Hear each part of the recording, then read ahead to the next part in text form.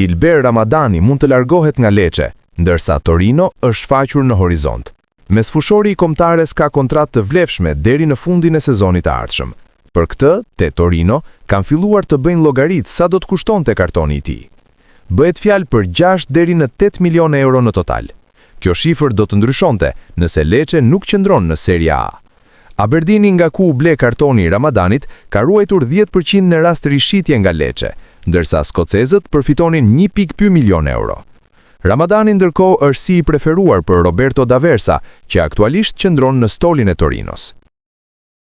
Nëpërmjet një postimi në faqen zyrtare, zyra e shtypit në Federatën Shqiptare të Futbollit ka bërë me dije se 2 nga lojtarët e skuadrës nuk do të udhtojnë drejt Valencës për testin miqësor ndaj Ukrainës. Bëhet fjalë për Arlinda Jetin dhe Ylber Ramadanin. Mbrojtësi Ajeti u zëvendësua gjatë pjesës së parë të ndeshjes Poloni-Shqipëri dhe sipas vlerësimeve të para ka pësuar një luksacion të shpatullës së majt. Për këtë arsye, ai nuk do të jetë i disponueshëm për ndeshjen e ardhshme dhe do të kthehet në klub për vlerësimet përkatëse. Ndërkohë, për sa i përket Ramadanit, Federata bën me dije se mesfushori do të kthehet në shtëpi, pasi gruaja e tij është shtatzën dhe është gati për të lindur. Vlen të theksohet fakti se për sa i përket Ramadanit, janë hapur zëra se ka pasur pakënaqësi mes tij dhe trajnerit pas ndeshjes me Polonis, ku mesfushori nuk u preferua as 1 minutë. Polonia nuk ishte në ditën e saj dje, ndërsa Shqipëria ishte pranë kualifikimit historik. Avantazhi 0-1 në pjesën e parë pas golit të Arber Hoxhës shtoi shpresat se kuqezin do të shkonin në finale të play-off për botrorin. Në fund, polakët fituan 2-1 përmbysje. Mediat në Poloni nuk janë kursyer, edhe pse triumfuan. Mati Kesh ishte një ndër lojtarët më të kritikuar, ndërsa luajti si mesfushori djathtë në rreshtimin 3-5-2. Për futbollistin e Aston Villës, është shtuar në përshkrim se dukej si lojtari i 12 i Shqipërisë në pjesën e parë.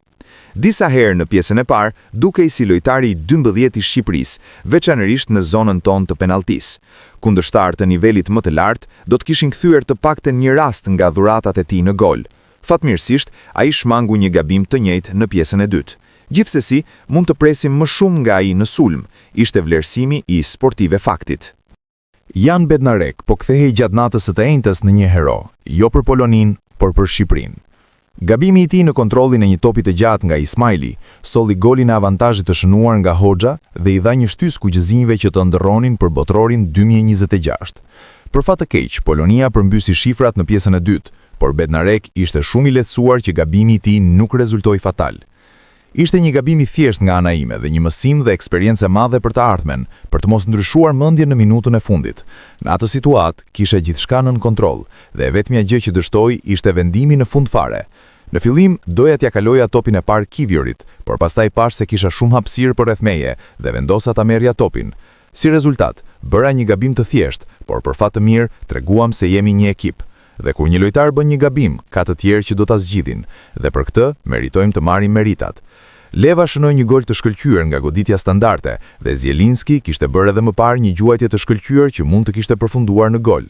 Një peshë e madhe më është hequr nga zemra sepse shumë mendime më kalonin nëpër kokë.